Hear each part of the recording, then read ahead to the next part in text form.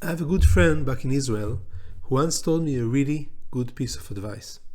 He said, Shai, if you're doing your research and you get stuck, switch a language. You write your PhD in English, something is stuck, switch to solving the problem in Hebrew, and you will be able to reach conclusions that you cannot reach in English. And I think that advice is very, very true. Different languages are different. They allow us to think about different issues with slightly different tools. And this means that even though I advocate that you think in English, write in English, read in English, and speak in English as much as you can, I believe that if you are multilingual and there are other languages that you speak well, you have an edge. And sometimes you should use it. I will explain how in this video. My name is Shai Dotan.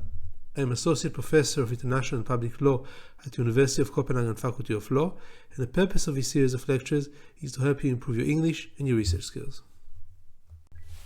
Imagine that you're writing a thesis, a dissertation, a paper, a seminar project in English. Most of your work should be done in the English language. You should write the text, you should write notes to yourself in English, you should write bullet points to yourself as you progress. But sometimes there will be situations in which you will get stuck. Inevitably, when you're doing complicated things, there are things that you just cannot think through that easily. What is the first thing you should do? The first thing you should do is write a memo to yourself in English, and I have a whole lecture about that. I really believe in producing a different document where you try to address the question in natural language, not as another page in a dissertation, but as a memo to myself where I'm asking myself, what is the question that I'm dealing with? First of all, understanding the question is sometimes more important than the answer. Then, how can I try to think about a solution? And then try to resolve a problematic issue. So this is a very useful method, writing memos to yourself, and I recommend that you write them in English almost all of the time, because you want your writing to be consistent and you want it to flow. And of course, if you're looking for the long term, always think about these assignments that you're doing as a student, as a PhD student, even as a professor writing the first papers as an exercise. You are getting yourself ready for greater things. So use this opportunity to practice your English. But sometimes you just don't succeed. And there are other things that you can do. You can try to meditate a little bit over the problem, eat a nice trip outside, sleep over it, don't give up after one day or even 2 days. Sometimes just sleeping helps brings things to a memory. Talk about it with colleagues. If you have a supervisor, talk about it with a supervisor. If you don't have a supervisor, talk about it with your colleagues. And this can help to bring your ideas to your head.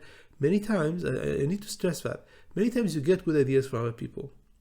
But most of the times, the ideas come to your head as you explain the problem to somebody else. And then you find, in the middle of a discussion, you realize that that's a solution. All these are methods that you should use. And you're still stuck. Then you can try to shift to using another language. Which means that the best way, I think, to do that is actually to write a memo to yourself in your mother tongue or in another language that you speak very, very well. So you would take a break from the writing of the English text, and if you are Danish, you write in Danish. If you are Spanish, you write in Spanish. If you are in Israeli, you write in Hebrew, like what I did, and then try to break down a problem and explain exactly how it will be resolved. And many times this will make it much easier. It will make it easier for several reasons. First of all, this is usually a language that you know better than English, so you are more able to face that. But second thing is that languages are different, and certain things are just easier to address in other languages. And in a second, we will see some examples of that. But just for now, let's just understand that different languages use different concepts, different terms, different words. They're not always easily translatable, and it's perfectly possible that it will be easier for you to resolve an issue in another language. Even if you know it as well or even slightly less well than English, you'll be able to solve this problem. So I recommend to use these memos, but I always want you to remember 3 caveats that you need to keep in mind when you're doing that. The first caveat is you really need to know this other language very well. So I always, in my lectures, I speak about multilinguals as opposed to bilinguals. I know several languages. Some of them I know quite well. Many of them I know very badly, but I have a basic reasoning. I've now been studying Italian for a year. Can I write a memo in Italian? Absolutely not. It would be ridiculous to even do that as an exercise. I'm able to speak and I'm able to read, at least with a little bit of prior preparation, because I haven't done it in a while, in German and in French. Can I write a memo in German and in French? No, I cannot do that. If you ask me even Danish, where I teach in Danish, and I'm able to speak, and I read a lot, can I write a memo? Probably not. I mean, I can try to. Sometimes I would maybe add a word or two where I feel a little bit more comfortable with the Danish. But no, I cannot do that. I can only do it with my mother tongue. So when you're trying this exercise, either it's your mother tongue that you know better than any other language, or it's a language that you know very, very, very well, that you wrote in, that you read a lot of text in, and this is something that you'll be able to do. The second caveat is that not everything is translatable. That's why the exercise is relevant to begin with. But maybe the solution that you find is also unable to cross the translation barrier. And that's exactly the issue. I mean, sometimes, look, I can imagine a situation where the core of a problem is even mathematical. Okay, so you're doing some kind of analysis in law and economics, and you need to understand what are the different units that you're using. Then you use another language, is no problem. You know, you can even use an equation to do that. You try to understand what is a cost, what is a benefit, how to sum them up. Very easily translatable, no problem at all. But if your problem is you're dealing with some kind of a critical theory that deals with emotions, that deals with personality, that deals with everything that is affected by culture, you may solve what you think to be the problem, but you cannot translate it later to English. So I would recommend that you do it anyway, because it's much better to have a full grasp of a problem in one language than in no language at all. But just be aware of the fact that using this solution in your writing may be very difficult. It may even be impossible. And then maybe you have to think, maybe you should phrase the question a bit differently. So if your question is phrased differently, you can have a different solution, and then you can write something different in English. And we will see again some examples of that in a second.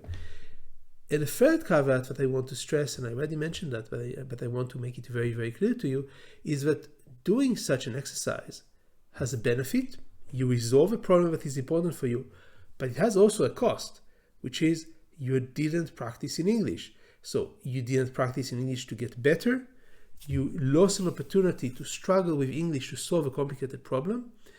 And once you even get the solution, it's not really sure that you'll be able to write it well in English. But the most important thing that I stressed in the last point is, for the future, you will not get better in English if you do it too often. So there's a cost and benefit, and you have to calculate the way they work.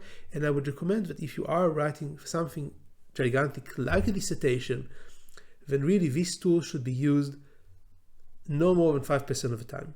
This 5% may be crucial for analysis, but try to keep it on a very slow limit, because you're learning to use your English and to use it on difficult problems. So if you are able to accept these three caveats, and you think that they are something you can live with, go ahead, write a memo in a language that you know, preferably even better than English, in a different language that allows you to solve your problem. Now, everything that I said so far may sound very abstract, because I didn't give any examples. And sometimes giving examples is very, very difficult. And for example, Hebrew is a very different language than English. And usually you're able to write in one page in Hebrew as much as you write in 2 pages in English, because it's a much more concise language. The structure of the sentences is completely different. So obviously, there is a significant difference in the thoughts you can think in Hebrew compared to English. Usually the thoughts are connected somehow to previous sources. They are more emotional, I think, and I find it much easier to write something that is closer to a poem or to fiction in Hebrew, whereas in English I find it much easier to just make a narrative where I make one argument after the other without any connection to a larger picture. But this I understand it's very difficult to grasp, and I'm not really able to give examples because I would have to quote whole text in English, whole text in Hebrews, and match them together. So let me give an example of a language that is very similar to English, French language. And that's a language that I'm not an expert in, but I know. And the example that I bring focuses on one word only. The example goes back to 2014. 2014, I'm in Heidelberg at the Max Planck Center for International and Comparative Law, an amazing place. I recommend to anybody who is an academic in law to visit it. And one of the nice things about Heidelberg was that every summer people would come from all over the world to visit, and they would work very hard. So we're not just visiting, but every day almost there will be a workshop, and we would read for this workshop and prepare for it. So it's a great way for socializing with people that are top of the field. One comes from Brazil, one comes from Italy, one comes from France, and they are very, very engaged in working together and thinking together. An excellent environment to experiment in exactly the issue that I'm describing. And one day there was a discussion about a judgment that was just issued by the European Court of Human Rights. The judgment was called SAS versus France. And it dealt with the question whether the law that forbids women from wearing a full-face veil in a public space is legal under the European Convention on Human Rights. And what I saw was that the room was very much divided, not on the question of what is the right result, but on the question of how to think about this problem. People that came from a more Anglophone way of thinking and reasoning, like myself, because Israel is very much influenced by America and almost all my work that I'm doing is in English, thought about this problem more of a situation of cost and benefit. So if we will not allow these face veils, would it help women? Would it help feminism? Would it help society? Would it check extremism, Islamic extremism? And there was another group of people that much come from a Francophone way of thinking. So they know French, even though some of them were not born in France, they were born in Algeria or in other places, but the entire way of thinking is very much connected to a French tradition. They kept using this word. I didn't even know what it meant, laïcité. Laïcité basically can be translated to secularism. But the way they use this word is very unique. It was like it was a trump card. It was a winning argument.